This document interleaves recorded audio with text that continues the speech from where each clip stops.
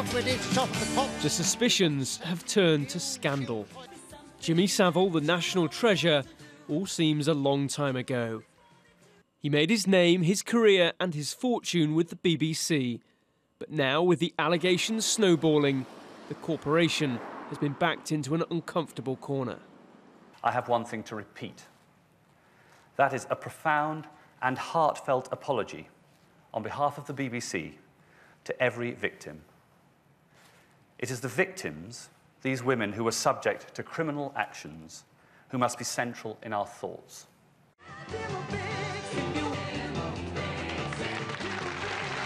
Many of the victims say they were abused on BBC property. The actress Julie Fernandez was one of millions of children who wrote to Jim'll Fix It. Aged 14, she was picked to go on his show.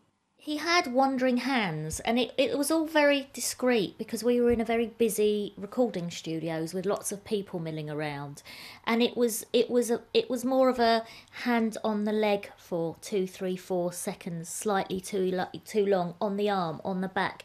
It was too familiar. And it just made me feel really uncomfortable. And I was only 14, and this was in the late 80s, so life was very different then. And who would have believed a 14-year-old that, you know, actually he had his hand on my thigh for too long and he made me feel really uncomfortable. The list of people making allegations about Jimmy Savile is growing daily.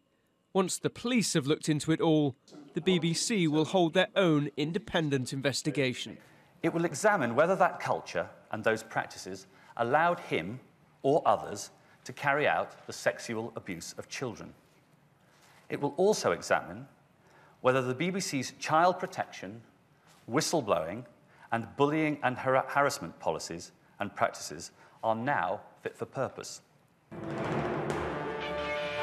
BBC Newsnight programme is also under the spotlight. They were investigating Jimmy Savile. They'd spoken to alleged victims. But the report was shelved. At the time, George Entwistle was the head of television at the BBC. Despite our efforts to make clear our belief that the decision to drop the Newsnight investigation was taken properly, for sound editorial reasons, people have continued to speculate. This is damaging to the BBC. Interviews had been recorded, but Mr. Entwistle says he knew little about it. What I knew was that Newsnight was looking at Jimmy Savile. That's as much as I was told. I didn't know what aspect of Jimmy Savile they were looking into, and I think the other important thing to say is I had no idea of the strength of any information they might have or allegations they were dealing with.